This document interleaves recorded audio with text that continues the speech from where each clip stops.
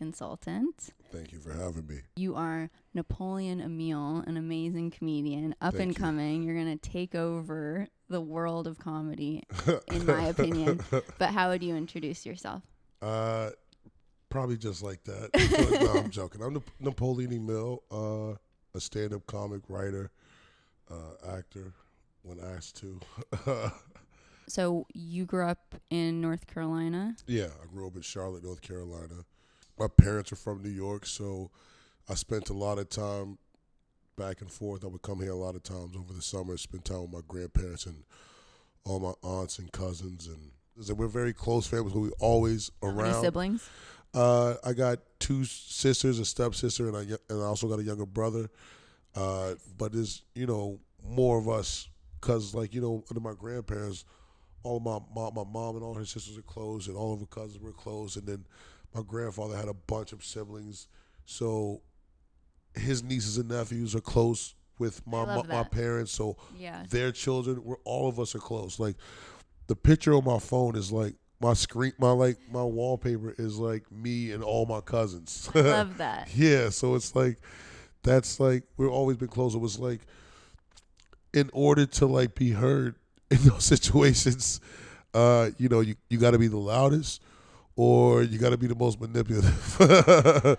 You got to be a schemer and a scammer, and I found a medium between both. That's good. A schemer and a scammer. I love that. But also like not so loud, but like I learned timing. Right, I'm not the loudest one, but what it is, I would say the right thing at the right time. I would let everybody be loud around me. As soon as it settled down, you have the mic drop moment.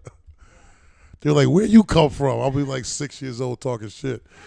As a kid, being that my family is from New York and I spent most of my time in Charlotte, I grew this love affair with the city.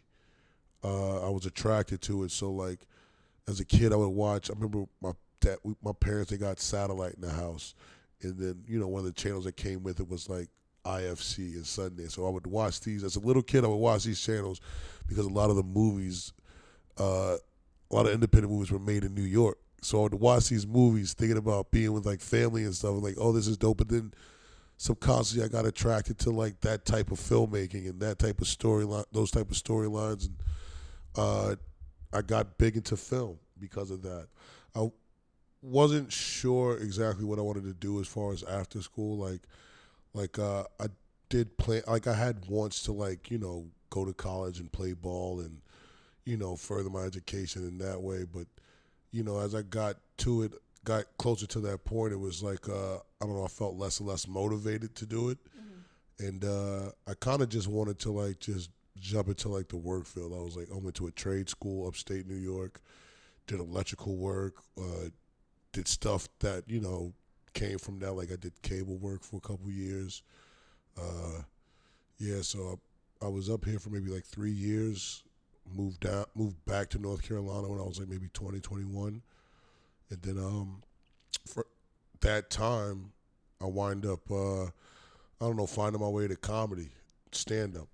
Well, I was going to ask you. So when you're in, so let's pause for 1 second. So when you're in school, in North Carolina, but you're spending your summers in New York, were you like when you would come to New York, were you like, I want to live here eventually? Like, did you have that thought? Or I think as a kid, because a lot of my family was up here and it was tied to such really good memories, or what I'm saying, even recent memories. I was like, oh, last summer, last July 4th, we did this and hung out here.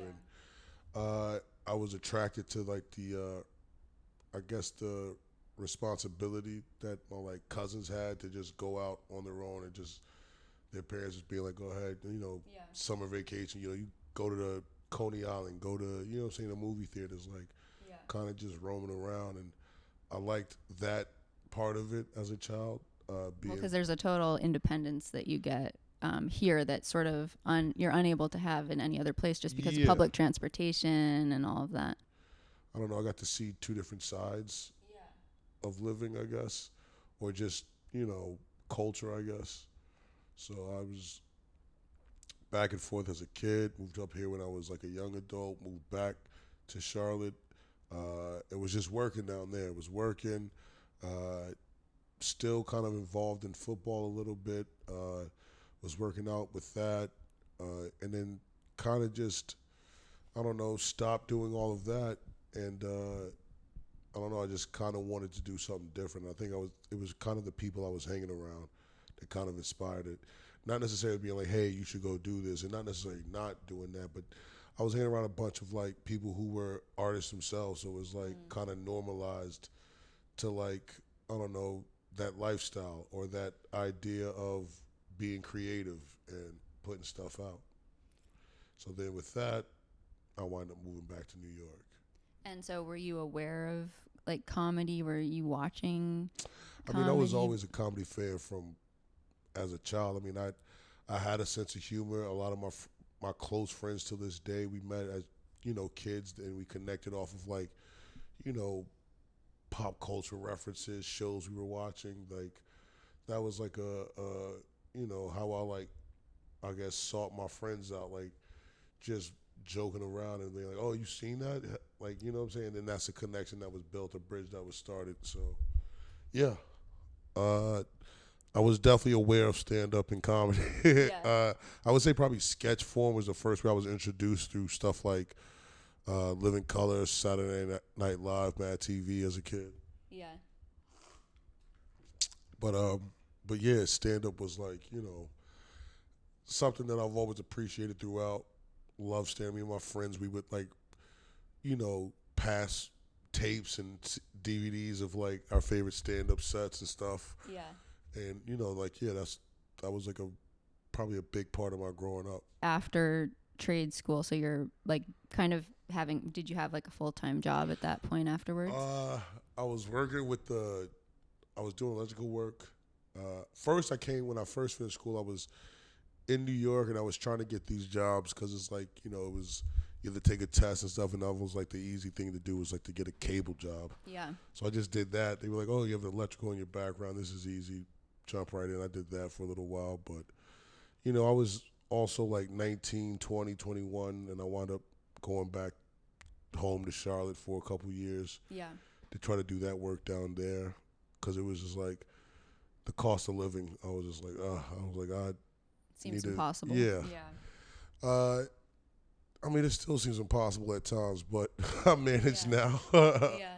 I have a little bit more like wits about me now, and yeah, I luckily I get paid to complain. Well, was it like a gradual thing where when you sort of decided to really pursue comedy and being a comedian, or was there like an aha moment where you were like, okay, I really got to go for this now? I think there was a lot of, I mean, I feel like maybe it could be like both of those things. I feel like there was a lot of friends and like family members that were like, my peers, my age group that were like always, since I was like a teenager, always been like, oh, you're funny, like you should do this, you should do this. And I never really took it seriously. I kind of over respected when I would see stand-ups, knowing that, hey, this is not, you know what I'm saying? These guys are good at what they do. And to try to like be like, oh, I'm gonna go do it. And then also at that age, I didn't know anybody doing anything that was like that, like any artist at all that were like making money from it. Like we were all young, so it was like one of those things like, you wasn't sure this was a career path or a hobby. You know what I'm saying? So not being aware of many people like that were like, doing it seriously, it didn't seem like a realistic idea because I didn't really have any past with it. So just only like, personality, how I am with a family and friends, people that's close. And then just one day I was just like, I don't know, had the idea, or I had an older cousin that got her own apartment, and she was like, it's huge, why don't you just come up here for a little while, you're not doing anything in Charlotte.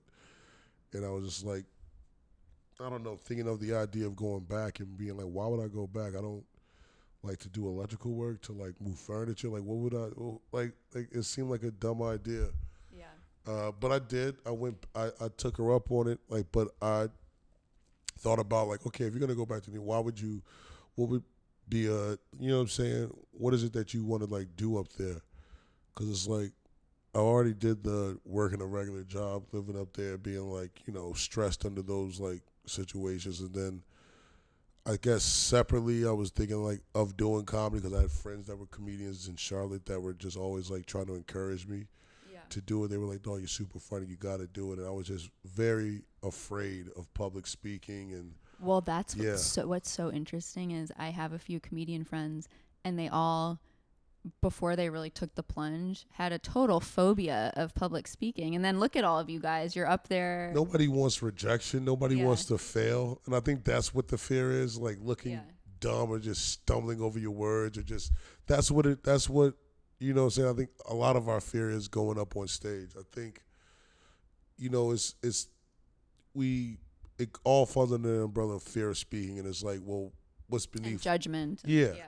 you don't want to be up there judged. You don't want to up there and do a bad job and be like lose any type of like faith and respect Yeah. from like seeming like an idiot on stage, I guess. But But how did you get over that fear then? I realized like anything that I didn't know, I had a belief like I know what I know and I know what I don't know, right? And things may not necessarily be hard. It's just the fact that you may not know how to do it. So I just started thinking in the fact that, okay, if I do this, I'm doing this every day, eventually I'll get past the point of having fear with it, right? That's just a normal process. You just normalize this thing. You go up, get on stage, speak in front of strangers, speak in front of an empty room, a packed room, whatever it is. You just keep doing that until that plus just, I wanted to be funny. I had this like, standard that I wanted to set for myself. But like, when I got up there, it wasn't coming out the way I wanted it, the way I wanted to sound. And I don't know, I just believed, I was like, okay, if I keep doing this, eventually I'll get to a point where, you know what I'm saying? I'm like, Totally. yeah, it was just like a trust in the process, I guess. Did you feel like there were times when you'd go up and you would just bomb, or I because mean, I can't imagine that because you're so funny. But I bomb. It happens. It does happen.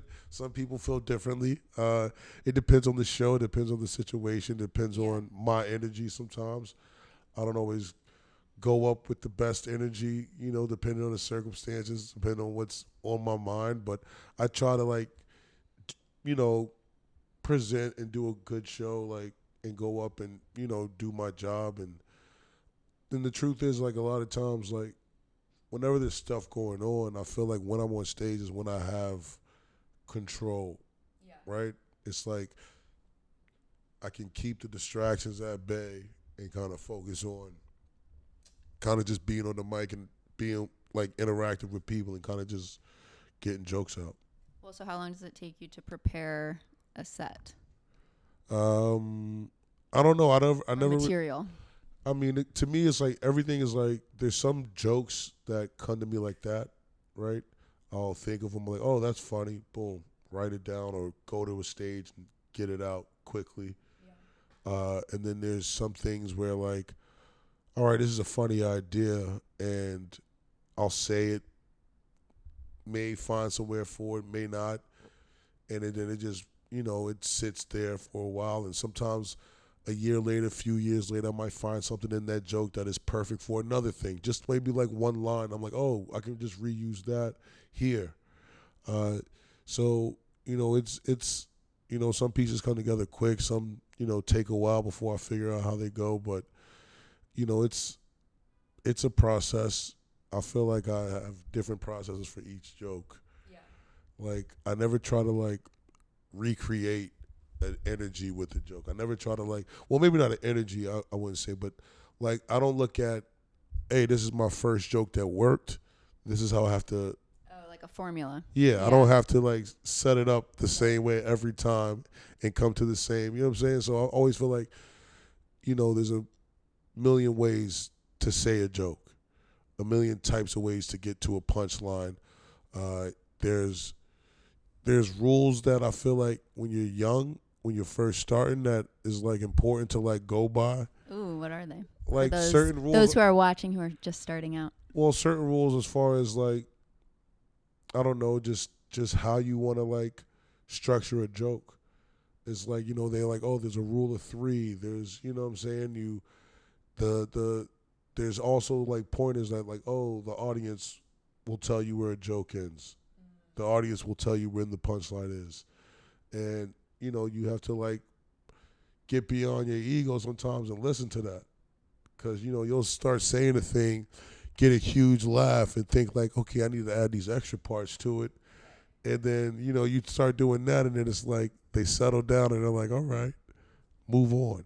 So, that's a thing you have to like, awareness is like a strong part of it. Being self-aware, knowing when like, all right, I would understand, like I would listen back to tapes where I'm very critical. So I would watch other comics when I was brand new, starting going up, doing things that I was like, I would not want to watch this in the living room. Right? I was like, I wouldn't want to watch. Like, bro, this is terrible. This is drawn out. I'm like, this is not funny. This is just offensive. It's like all these things. So it made me, think about what I was saying. So it's like I just realized like, a lot of that is just fat. You just got to trim it. Just cut it out of the joke. It's not necessary. And then only then can you like really like build muscle on it. Well, so when you have new material, do you like test it on anyone, like specific people who are close to you in your life, or do you always save it for an audience at this point? I mean, I can't say that it's like I'll have this joke and I'll be like, hey, what do you think about this? Like that'll happen sometimes if I'm hanging out with friends who are comics, like, usually during the day. I try not to start throwing jokes at people in the middle of the night while people are drinking. Hey, what do you think? Is this funny? But a lot of times it'll be something that like I'll just be at work, or I would be at work, or I'd be hanging out with my younger brother or my siblings, or hanging out with a roommate, and then I'll just like I don't know comment on something, or an old memory come up. That happens a lot. Where like an old memory come up in conversation, like an old thought or saying something that happened that will make it relevant, and I'll talk about it in such a way like, oh, that's funny. Why have I never even thought of bringing this up on stage? And then I'll go and try that night or that whenever the next time I get on stage, and that'll be like usually, that's part of the process of it, I guess. Do you still get nervous when you go up? Like, is there ever like a pang of nervousness, or now is it just completely comfortable? I mean, I'm pretty comfortable. I'm usually pretty excited to go up. Yeah. It depends. I can't say that like I don't get nervous from time to time. Like that does happen. Like not nerves, but like I guess it's nerves. It's like just anxiety or like just I remember after we had like the first part of the quarantine and going back to doing outside shows and stuff like that. I just remembered like, someone being like, hey, we're going to give this person the light. You're up in a few minutes, and just being like, oh, like these feelings that I didn't have since I first started because it had been so long since I had took that amount of time off. Is comedy your full-time thing now? I mean, it's my only thing now. I don't know. I mean, up until the pandemic, I was working. I did different jobs. I did security. I worked in like bars. I was moving furniture. I would do like installations, stuff like that. Put together things for people's homes, like desks and stuff like that. At that time, it was overlapping with a lot of those jobs. I would be working those jobs, being like, all right, I need to get out of here by 5 o'clock so I can make it to this 7 o'clock show. You know what I'm saying? Like stuff like that. And sometimes it worked in my favor. Not every time it did. Sometimes people had attitudes about that, but I always told people up top, like, hey, I didn't move to New York to follow my dreams of moving furniture. Totally. What advice would you give people who are still at the stage of like moving furniture and haven't taken the plunge to pursue creative things? I will say this, not even moving furniture, you could be a doctor. You know what I'm saying? And want to and have like. I mean, they have a day job when they know that there's a creative thing inside them that is not yet tapped into in the way that they want to tap into it. I think you have to really like do the work with yourself first. You really have to do the work with yourself first. Realize what it is that you want to do. If there's something that you want to say, Comedians are low-key therapists for the audience. They really are. Nah, They're we reflecting high key experience. need therapy. We're unpacking everything the wrong way. That's the point. Because comedy is something that for a long time was always there for me, and I kind of avoided it. And I was like, oh, I'd rather do this, or this seems more legit. This seems like this is more practical for me. And what it was I was trying to live in this like boundary of like being a a worker bee, like you know what I'm saying, just an ant, just like just find my corner, get a house, fence, kids, driveway, mailbox, all of that. And that's what I thought, in my early like late teens, early 20s and stuff like that. And I think comedy was something that was always there. There's always a time, even during those times, there was a want to do it, but not having the know-how, not having the confidence, wherewithal, whatever it was to like do it. So I think you have to do the work with yourself first, realize what it is that you want to do, realize that you may not be great when you first start, or not even that you may not be great. People might not see your vision when you first start. You may not, that validation allows you to, have a little bit more room to draw outside the lines. But, up top, you have to like kind of trust that, be committed to what it is that you want to do. And like, it's also a fun thing. It's also a fun thing to be, to work on these things, to the things that, not necessarily like, oh, I'm going to write this joke that everybody's going to laugh at. But I was like, oh, I'm going to write this joke because it's from a personal story, or it's like, it's something that I personally find funny, or this is like an inside joke me and my homies have had for like the last 10 years. And I was like, oh, I found a way to kind of like get it out, to like, you know what I'm saying? And that's what we get to do with, what I get to do with stand-up, but what anybody gets to do with art, I guess. You get to be creative, put it out, and once you put it out, it's for anybody else to criticize. You know what I'm saying? But I feel like if you feel strongly about it, the criticizing will come and go, and like it doesn't really make a difference. Like you have this like, oh, this is funny, and I know exactly who this makes laugh. It makes me laugh. It makes my homeboy laugh. It makes whoever over here laugh. The people from my building laugh. So I think that you should definitely like deal with it with yourself, but like also like, I don't know. I feel like a lot of times you have to be exposed to certain things. And once you expose to certain things, you realize, or certain types of people that work or do certain type of things, you realize that you could do it too. Like, oh, I could do this. Like I had a homie in school, all he did was draw. All he did was draw. Loose leaf paper, he draw anime, like Dragon Ball Z characters, like all of that. Draw. And he would get sometimes in trouble for it, but he wasn't a bad student, but he would get in trouble from time to time. But that's what he did. And then, he went through, trying to make portraits and trying to be a tattoo artist and all of these things that weren't sticking. And he got a job working for like a comic book, and then wind up becoming the lead animator on a cartoon on television, and then having like the lead illustrator animator for all those things. And he's legit doing that now. And it's like, this is something that he always possessed, whether it was a hobby when he was in school, a thing to do when he was bored at home, but it became something that makes him money now. That's what he does for a living. So it's like things like that also inspired me. Like looking at that, I wasn't doing stand-up. Watching him do that inspired me with comedy. To be like, dog, this is something you've always been a distraction with, is being funny. You've always been funny and always been an asshole and a smart ass, been sarcastic. You know what I'm saying? I'm like, this is like the perfect platform to like showcase those things and like make a living off of it eventually. Yeah. Instead of keep getting in trouble and fired for it. Exactly. I was all I got the comment. I was like, can nobody fire me? And ain't nobody about to drug test me. Exactly. What do you have coming up? Where can people watch you? I mean, I'm always in the city doing comedy. I mean, I don't think I have any road dates, but I'm always at Brooklyn Comedy Club. You can see me at the Cellar, New York Comedy Club, the Stand. I work all those places, and then any show that books me. I was able enough and lucky enough to be a part of a few projects that came out recently. I worked on Tumbleweeds on Vice Cool. TV with Killer Mike, and I was able to be on that Dan Michael Che show on HBO. That's out on HBO Max.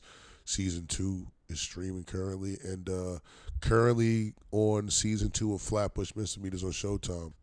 At the end of the day, it's like make them laugh. Well, thank you so much. It's been such a pleasure Thank to you. have This is dope. This is a lot of fun. I mean, like that we have similar outfits on today.